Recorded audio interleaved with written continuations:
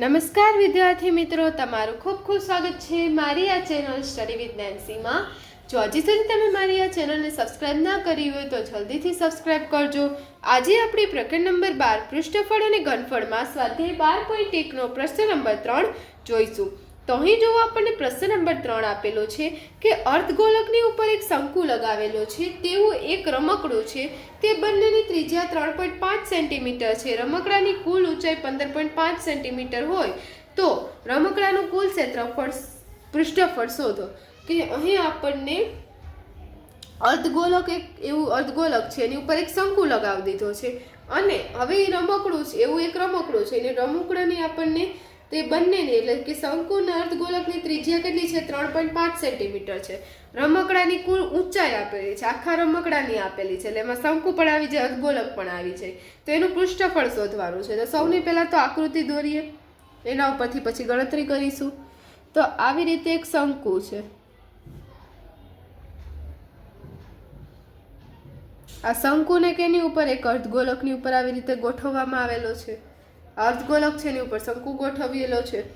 હવે અહીંયા અર્ધગોલકની આપણને ત્રિજ્યા આપેલી છે 3.5, તો હવે એની ઊંચાઈ પણ કેટલી થશે? 3.5, ત્રિજ્યા જેટલી જ ઊંચાઈ થાય, અને રમકડાની કુલ ઊંચાઈ આપેલી છે 15.5। તો હવે આપણે શંકુની ઊંચાઈ શોધવી છે, તો શંકુની ઊંચાઈ બરાબર શું થઈ જશે? શંકુની ઊંચાઈ કેટલી થઈ જશે?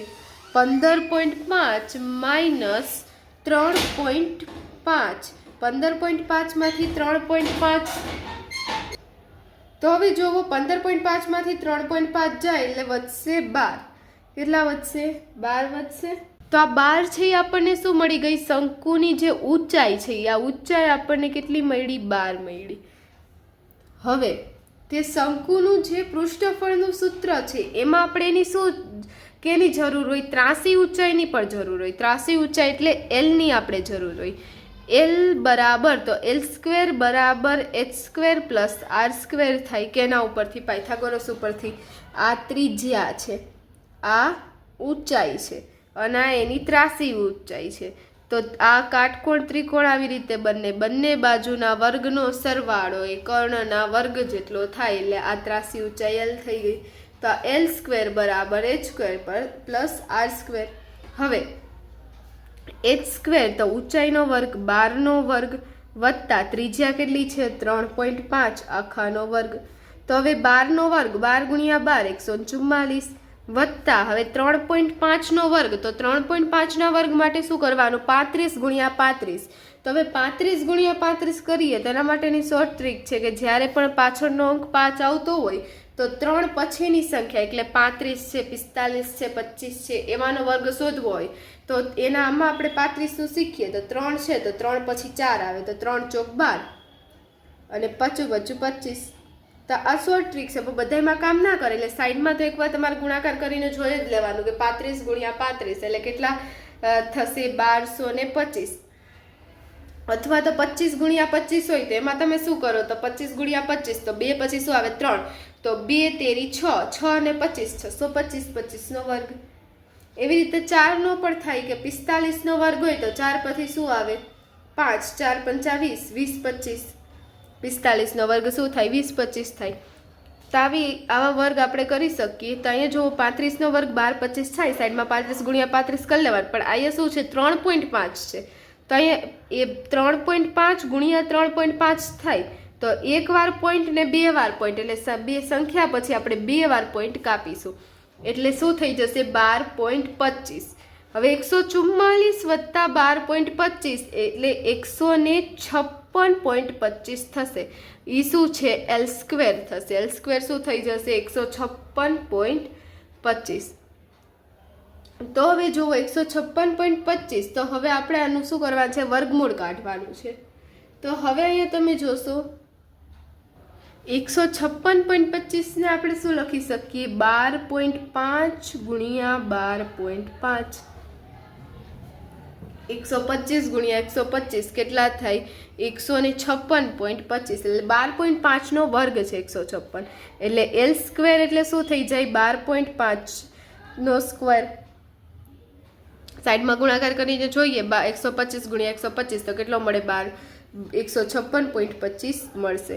તો હવે જુઓ L² બરાબર 12.5 વર્ગ એટલે કે છે આ 156.25 છે કેનો વર્ગ છે 12.5 બે બાજુ વર્ગ કટ થઈ જાય એટલે L બરાબર કેટલા મળશે 12.5. તો આપણને 83 છે 83 લંબાઈ હતી 83 ઊંચાઈ મળી ગઈ 12.5.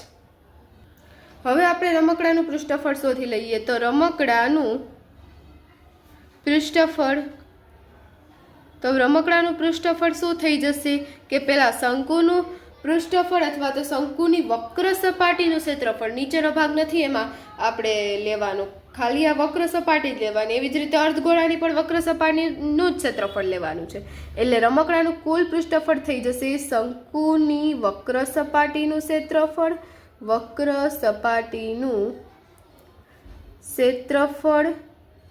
વત્તા જે અર્ધવર્તુળ છે અર્ધગોલક છે એ અર્ધગોલકની વક્ર સપાટીનું ક્ષેત્રફળ. તો આ જુઓ બંનેના ક્ષેત્રફળનો સરવાળો. તો શંકુની વક્ર સપાટીનું ક્ષેત્રફળ કેટલું થાય πr_l. આપણે ઊંચાઈ ઉપરથી એટલે તો ત્રાસી ઊંચાઈ શોધી, કારણ કે શંકુની વક્ર સપાટીમાં આપણે શું જોઈએ ત્રાસી ઊંચાઈ જોઈએ. એટલે શંકુની વક્ર સપાટીનું ક્ષેત્રફળ શું થઈ જશે πr_l વત્તા અર્ધગોલકની વક્ર સપાટીનું ક્ષેત્રફળ શું થઈ જશે 2πr². કેટલું થાય 2πr². શંકુની વક્ર સપાટીનું ક્ષેત્રફળ πr_l, અર્ધગોલકની વક્ર સપાટીનું ક્ષેત્રફળ 2πr². બેમાંથી જે સામાન્ય નીકળી સામાન્ય કાઢી લેવાનું, પાઈ સામાન્ય નીકળશે, એકવાર r પર સામાન્ય નીકળશે કારણ કે બંનેમાં ત્રિજ્યા સમાન જ છે.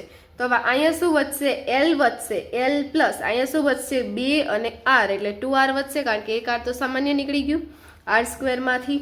તો હવે πr વેલ્યુ મૂકીએ પાઈ એટલે 22/7 ગુણ્યા r. ત્રિજ્યા અહીંયા આપણને આપેલી છે 3.5 આપેલી છે, તો અહીંયા આપણે ત્રિજ્યા લઈ લઈએ 3.5 કૌંસમાં L કેટલી હતી ત્રાસી ઊંચાઈ 12.5 પ્લસ 2 કૌંસમાં ત્રિજ્યા પાછી આવશે 2 પ્લસ 3.5 સોરી 2 ગુણ્યા 3.5. તો હવે જુઓ 22/7 અને 3.5 તારે થોડુંક સાદું રૂપ આપીએ કે 22/7 ગુણ્યા અને 3.5 ને 35/10 લખી શકીએ. આ જે પોઈન્ટ હતો એને છેદમાં રૂપાંતરણ કર્યું.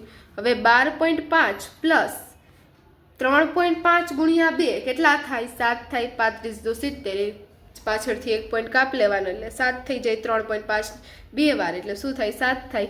હવે આનો ભાગ થોડોક ચલાવીએ 7 પંચા ને 35 થઈ જશે.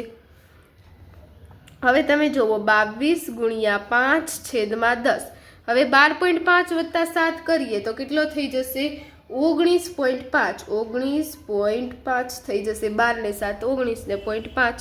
હવે છેદમાં હજી હું 10 કટ નથી કરતી કારણ કે છેલ્લે છેદમાં 10 જઈએ તો ભાગાકાર ઈઝી પડે, નકર અહીંથી કટ કરીને 2 કરી દઈશ તો 2 સાથે તમારે ભાગાકાર કરવો પડશે.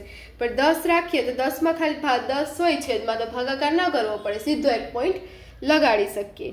તો હવે તમે જોશો અહીંયા શું વધતું 22 ગુણ્યા 5/10 એની ગુણાકારમાં 195/10. તો હજી આને આપણે ભાગ ચલાવવો હોય ચલાવી લઈએ કે 5 દુ 10 અહીં કારણ કે હજી એકવાર 10 આવ્યા છે તો ચલાવી જ લઈએ એકવાર ભાગ. એટલે 5 દુ 10 અને 2 ગુણાકારમાં 11. તો હવે જુઓ શું વધ્યું 195 ગુણ્યા 11/10. હવે આપણે આ 10નો ભાગ નહીં ચલાવીએ કારણ કે આપણને પછી ભાગાકાર કરવામાં સરળતા પડશે, ભાગાકાર નહીં કરવો પડે. તો 195 ગુણ્યા 11 કરીએ તેનો જવાબ આવશે 2145. તો હવે જુઓ 2145 ને છેદમાં 10. તો હવે આપણે એને એક પોઈન્ટ કાપવાનો, છેદમાં 10 છે એટલે તો 214.5 થઈ જશે. હવે આપણને બધી જ કિંમત સેન્ટીમીટરમાં આપેલી છે તો સેન્ટીમીટરનો વર્ગ. તો આપણો જવાબ શું આવ્યો 214.5 સેન્ટીમીટરનો વર્ગ. તો ક્ષેત્રફળ કેટલું થઈ ગયું કુલ પૃષ્ઠફળ બરાબર કેટલું થઈ ગયું 214.5 સેન્ટીમીટરનો વર્ગ. તો આ જોવો આપણો જે ત્રીજો દાખલો, તો ત્રીજા દાખલાનો જવાબ આવ્યો. અહીં આપણો ત્રીજો દાખલો પૂર્ણ થાય છે. જો તમને વિડીયો પસંદ આવ્યો હોય તો લાઈક શેર સબસ્ક્રાઈબ કરજો. જો હજી સુધી તમે મારી આ ચેનલને સબસ્ક્રાઈબ ના કરી હોય તો જલ્દીથી સબસ્ક્રાઈબ કરજો, જેથી તમને મારા બધા જ વિડીયો સૌની પહેલાં મળી રહે. Thanks for watching.